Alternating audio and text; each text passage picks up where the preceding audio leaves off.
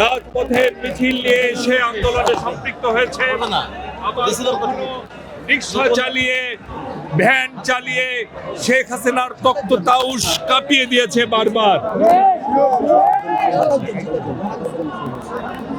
এই সংগঠনের ২৭ জন শহীদ হয়েছেন বিগত স্বৈরাচার বিরোধী আন্দোলনে।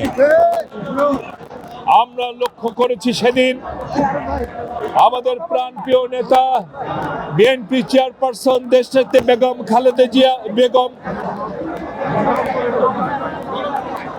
বিএনপি চেয়ারপারসন, নবনির্বাচিত চেয়ারপারসন জননেতা জনাব তারেক রহমানের সাথে যখন এই জাতীয়তাবাদী রিক্সা চালক ভ্যান দলের নেতা কর্মীরা সেদিন দেখা করতে গিয়েছিলেন,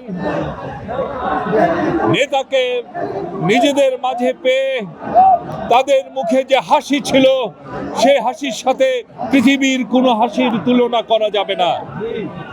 এক অকৃত্রিম সুখ যেন তারা পেয়েছেন তাদের নেতা জনাব তারেক রহমানকে তাদের মাঝে পেয়ে।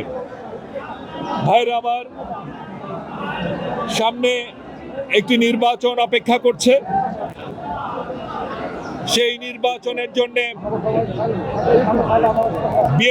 বিএনপির সমস্ত অঙ্গ সংগঠন এবং বিএনপির সর্বস্তরের নেতা কর্মীরা, সহযোগী সংগঠনগুলোর নেতা কর্মীরা, তারা সবাই নির্বাচনকে সামনে নিয়ে তারা জনগণের মধ্যে কাজ করছে।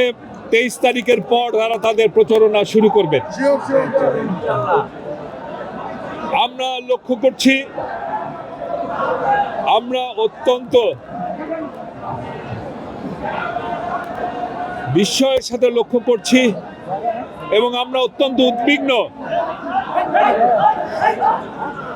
একটি গোষ্ঠী যারা ৭১-এ মুক্তিযোদ্ধাদের হত্যা করেছেন এবং করিয়েছেন, যারা মা বোনদের ইজ্জত লুণ্ঠন করেছেন এবং করিয়েছেন, সেই গোষ্ঠী আবার তাদের অপতৎপরতা শুরু করেছেন এবং নির্বাচনকে সামনে রেখে নানা জোটের ছদ্মাবরণে তারা বাংলাদেশের রাজনৈতিক পরিস্থিতিকে অস্থির করতে চাচ্ছেন। এবং আমরা এও লক্ষ্য করছি, জনগণ যখন একটি পরিচ্ছন্ন নির্বাচন, একটি অংশগ্রহণমূলক নির্বাচনের জন্যে নিজেকে প্রস্তুত করছে ভোট দেওয়ার জন্যে, ঠিক সেরকম একটি সময়ে আমাদের কানে নানা রকম ষড়যন্ত্রের কথাও আসছে আমাদের কানে।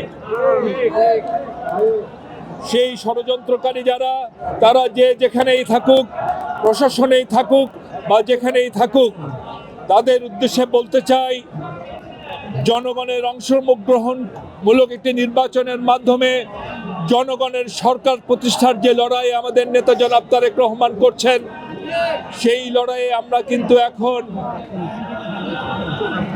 ভোটকে সামনে রেখে আমাদের নির্বাচনে প্রস্তুতি গ্রহণ করছি। এর অর্থ এই না যে আমরা একটি নির্দলীয় নিরপেক্ষ নির্বাচনের জন্য যে আন্দোলন, সে আন্দোলন আমরা বন্ধ করে দিয়েছি। আমাদের আন্দোলন কিন্তু আন্দোলনের জায়গায় আছে। যদি দেখি আবারও কোনো গোষ্ঠী প্রশাসনের ভিতরে বা বাইরে এই নির্বাচনকে প্রশ্নবিদ্ধ করবার জন্যে, জনগণের রায়কে ভিন্ন খাতে প্রবাহিত করবার জন্যে কোনো রকম ষড়যন্ত্রে লিপ্ত হয়, শহীদ জিয়ার সৈনিকরা প্রয়োজনে সেই আন্দোলনকে আবারও মাঠে নিয়ে আসবে এবং জনগণের যে আন্দোলন, সে আন্দোলনকে তার যৌক্তিক পরিণতির দিকে নিয়ে যাবে।